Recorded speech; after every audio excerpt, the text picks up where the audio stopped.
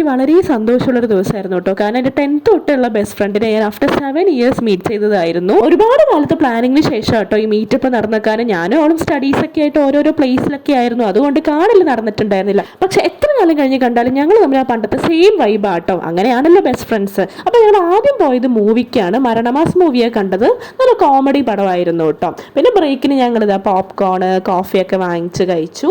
പിന്നെ അത് കഴിഞ്ഞ് മൂവിയൊക്കെ കണ്ട് ഇറങ്ങിയപ്പോഴേക്കും നല്ല വിശപ്പായി. അപ്പോൾ ഞങ്ങൾ നേരെ പോയത് ഹോട്ടലിലാണ്. അങ്ങനെ ഹോട്ടലിൽ നല്ല തിരക്കൊക്കെ ഉണ്ടായിരുന്നതുകൊണ്ട് ഞങ്ങൾ കുറച്ച് നേരം വെയിറ്റ് ചെയ്യേണ്ടിയൊക്കെ വന്നു. അങ്ങനെ കുറച്ച് നേരം പോസ്റ്റ് ചെയ്തതിന് ശേഷം ഫുഡ് എത്തിയിട്ടോ. അപ്പോൾ ഞങ്ങളെല്ലാവരും ബിരിയാണി ഓർഡർ ചെയ്ത് അങ്ങനെ ഫുഡ് അടിച്ചതിന് ശേഷം ഞങ്ങൾ അവിടെ നിന്ന് ഇറങ്ങി. അപ്പോൾ എൻ്റെ ഫ്രണ്ട് തിരിച്ച് വീട്ടിലേക്ക് പോകാട്ടോ. കാരണം അവൾക്ക് ആ ദിവസം നൈറ്റ് ബാംഗ്ലൂർ തിരിച്ച് പോകേണ്ടത്. അവൾ ബാംഗ്ലൂരെ വർക്ക് ചെയ്യണം, ലീവിന് വന്നതായിരുന്നു. അങ്ങനെ അവൾ പോയതിന് ശേഷം ഞാൻ സംഗീച്ചും കൂടെ നേരെ പോയത് സ്റ്റുഡിയോയ്ക്കാണ്. ഡ്രസ്സ് എടുക്കണം എന്നുള്ള പ്ലാനിലൊന്നും അല്ല പോയത്, ജസ്റ്റ് നോക്കാന്നുള്ള രീതിയിലാണ്. പക്ഷെ ഞാനൊരു ജീൻസും ഒരു ഹീൽസും നെയിൽ പോളിഷൊക്കെ വാങ്ങിച്ചു കേട്ടോ. സംഗീച്ചൊന്നും വാങ്ങിയില്ല.